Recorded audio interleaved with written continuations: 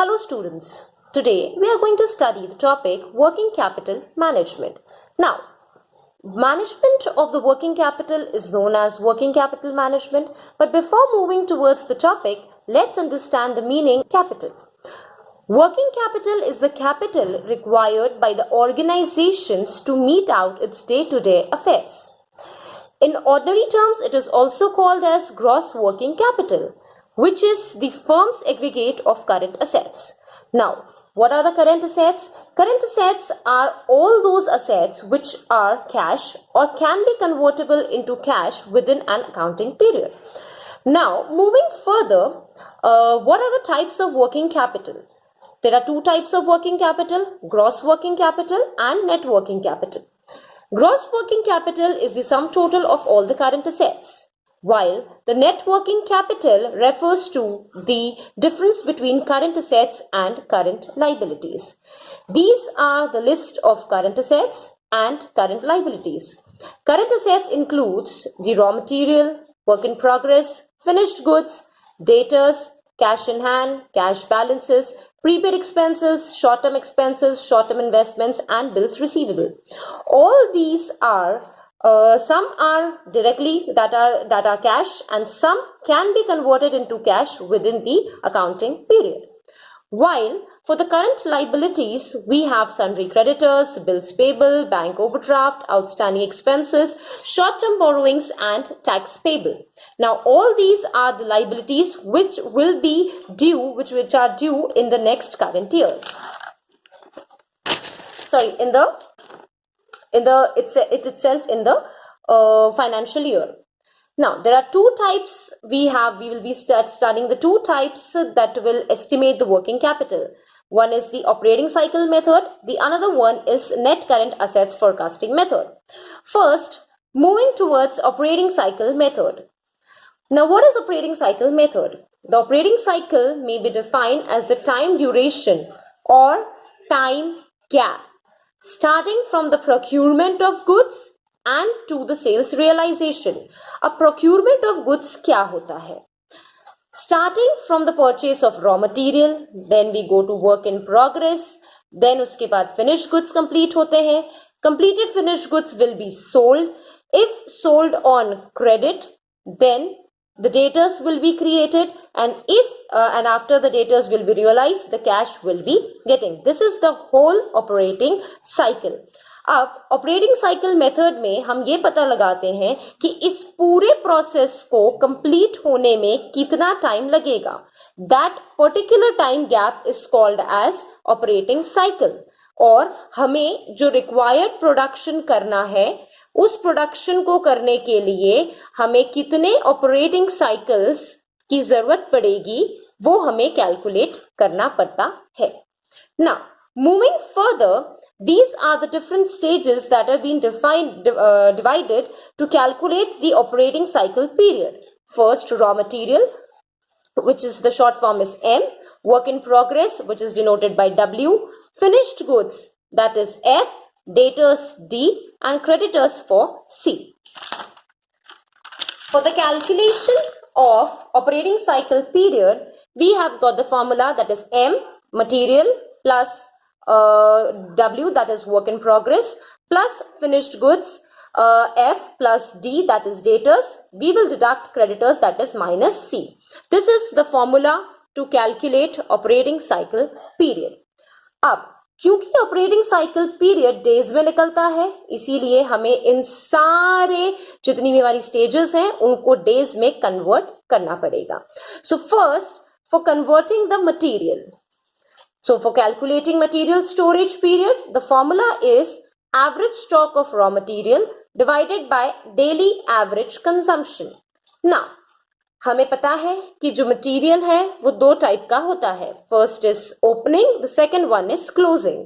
तो अब इन दोनों को तो ले नहीं सकते, तो इन दोनों को ऐड करके इनका एवरेज लेंगे. So average stock of raw material will be calculated by the formula average stock of raw material plus closing stock opening stock of raw material plus closing stock of raw material divided bye 2.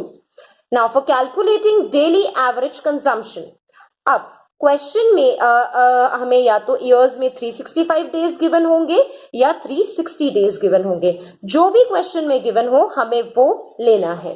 So for calculating daily average consumption, सबसे पहले हमें देखना है material consume during the year. साल भर में हमने कितना मटेरियल कंज्यूम किया है उसको लिखेंगे, divided by whatever days given in the question.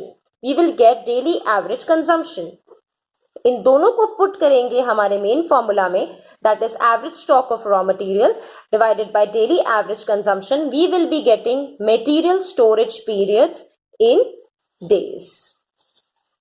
Moving further, the second one comes is the work in progress conversion period. The formula for the same is average stock of work in progress divided by daily average production cost.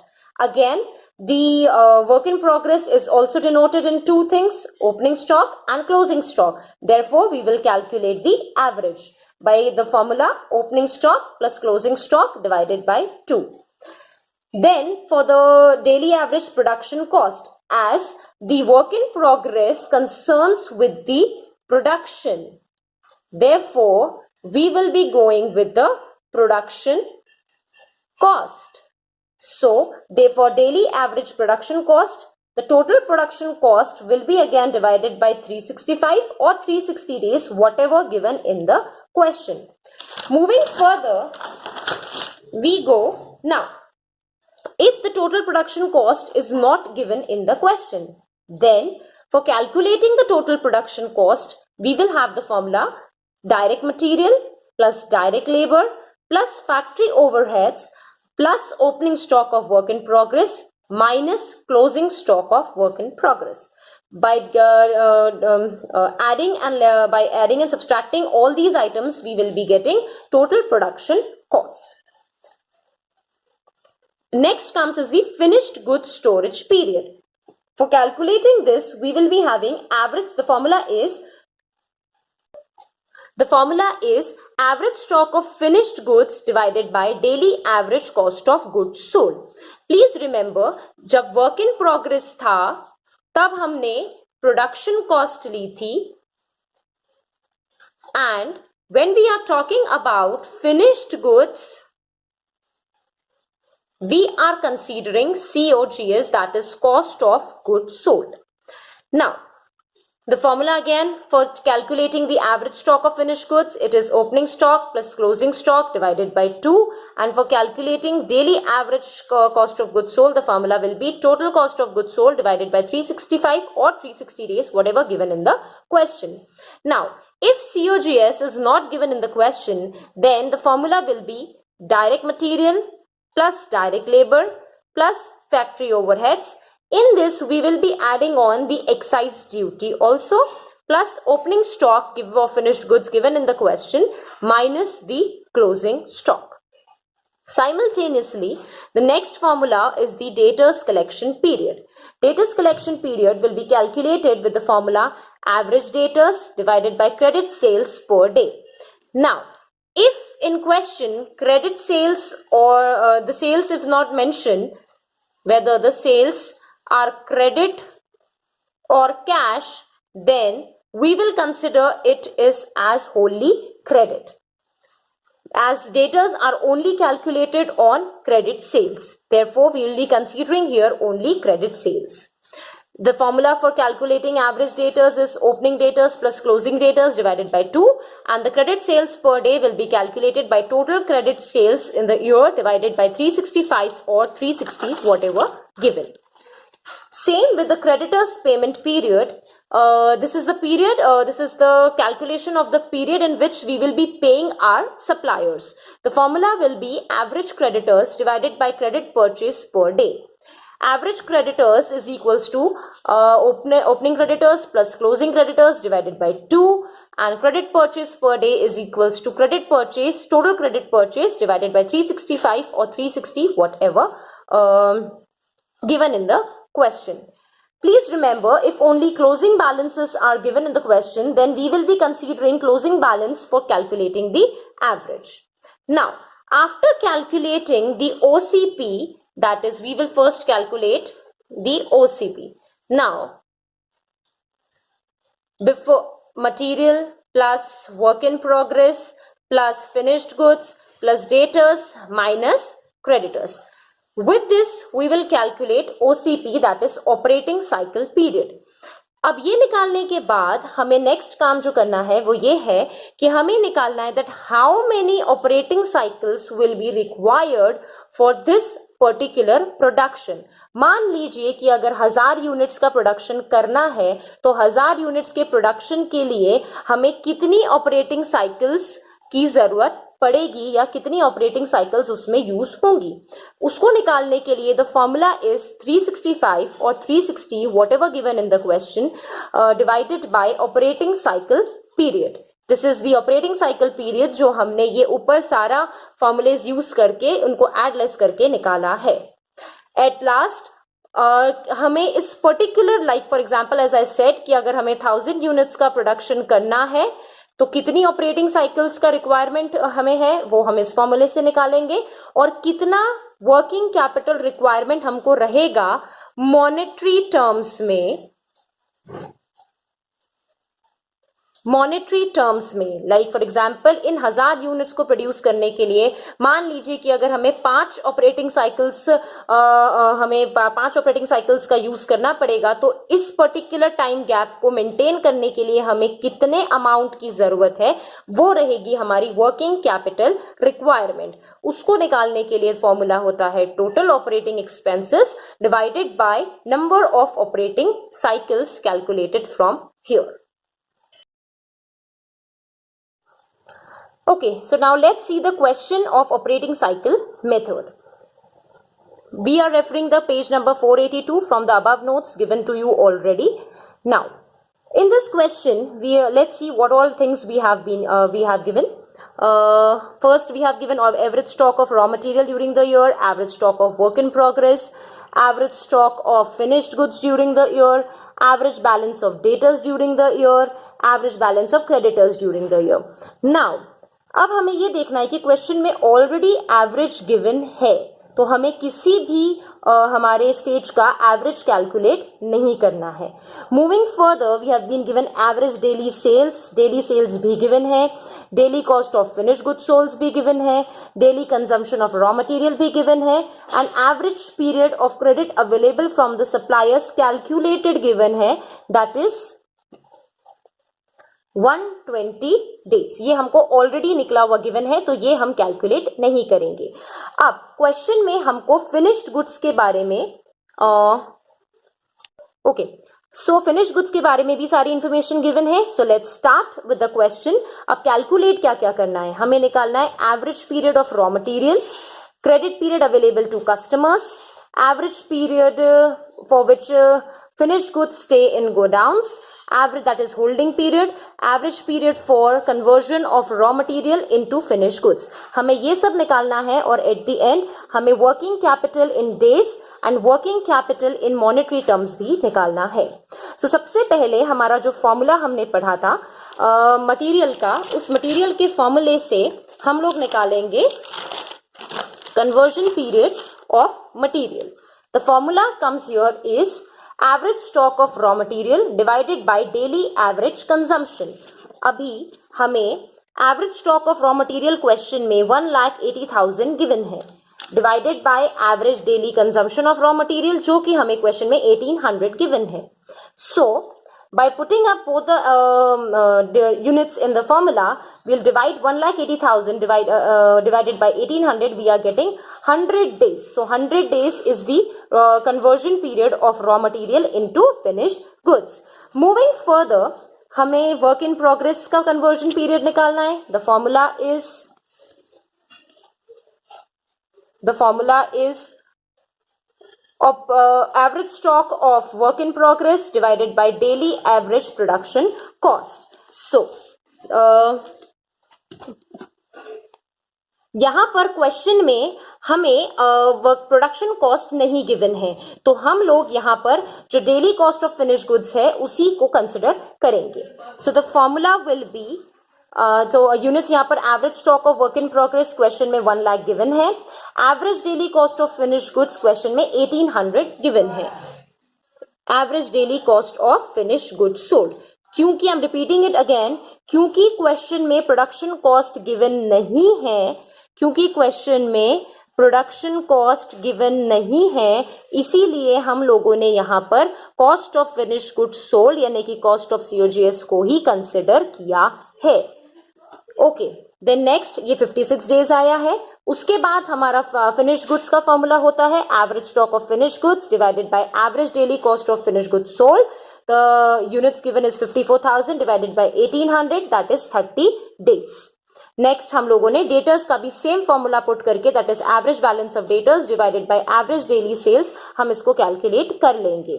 1,50,000 divided by 2,000 then comes is 75 days. अब हमें निकालना है operating cycle period that is M plus W plus F plus T minus C। M का value question में given है 100 plus हमें work in progress का given है 56 प्लस फिनिश्ड गुड्स का हमारा जो होल्डिंग पीरियड है वो है 30 plus 75 for debtors minus 120 days हमें क्वेश्चन में गिवन है कि average period of credit available from the suppliers यानी कि क्रेडिटर्स का हमें होल्डिंग पीरियड जो पेमेंट पीरियड है वो गिवन है वो है 120 डेज। इसको कैलकुलेट करेंगे तो हमारी ऑपरेटिंग साइकिल आ गई है 141 डेज की। ठीक है, अब क्वेश्चन में उन्होंने हमसे पूछा है कि working capital requirement in monetary terms भी निकालिए। वैसे तो उसके निकालने का फॉर्मूला हमने पढ़ा है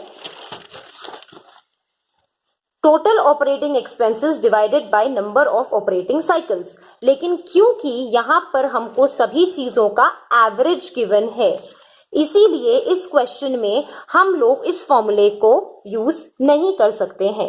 देयरफॉर हम लोग जितना भी एवरेज गिवन है यानी कि average stock of raw material 1,80,000, average stock of work in progress 1 lakh, average stock of finished goods 54,000, average balance of debtors 1,50,000, इसको प्लस करके माइनस क्रेडिटर्स का बैलेंस जब माइनस करेंगे तो वी विल बी गेटिंग 3,64,000 जो कि हमारा वर्किंग कैपिटल रिक्वायरमेंट रहेगा इस पर्टिकुलर पीरियड के लिए। Now next question of operating cycle, we are referring page number 492, question number 9.15 already in your notes. Okay, so the question says from the following information estimate the amount of working capital by operating cycle method taking 360 days in a year. इन्होंने clear mention किया है यहाँ पर question में कि हमें 360 days in a year लेना है।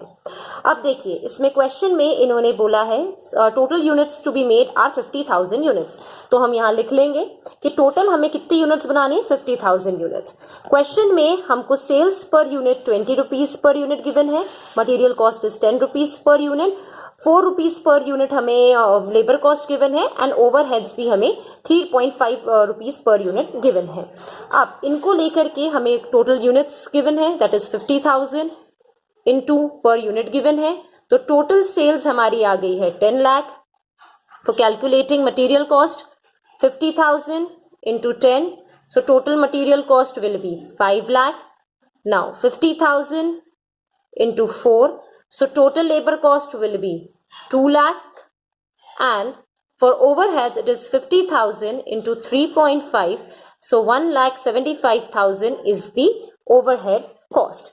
Moving further, question में हमें बोला है customers are given 45 days credit, customers are given 45 days credit, मतलब कि हमें डेटर्स का क्रेडिट पीरियड निकाल के गिवन है जो कि है 45 days।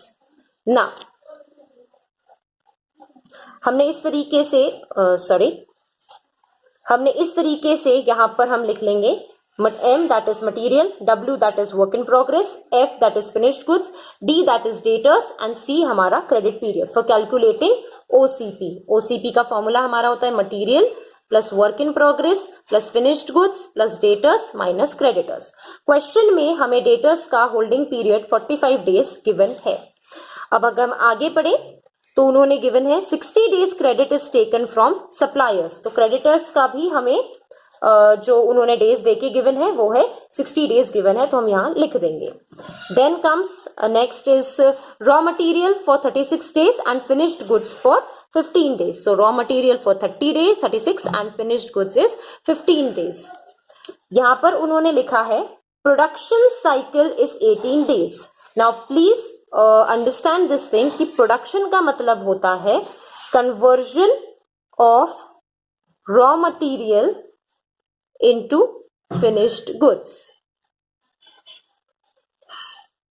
ये होती है हमारी प्रोडक्शन साइकिल. इसको कन्वर्ट करने के लिए जो काम बीच में चलता है यानी कि वर्क इन प्रोग्रेस, यहां पर उसका रेफरेंस इससे है. तो अगर वर्क इन प्रोग्रेस को हम एक और नाम से जानते हैं दैट इज प्रोडक्शन साइकिल. तो हमारा वर्क इन प्रोग्रेस यहां पर गिवन है 18.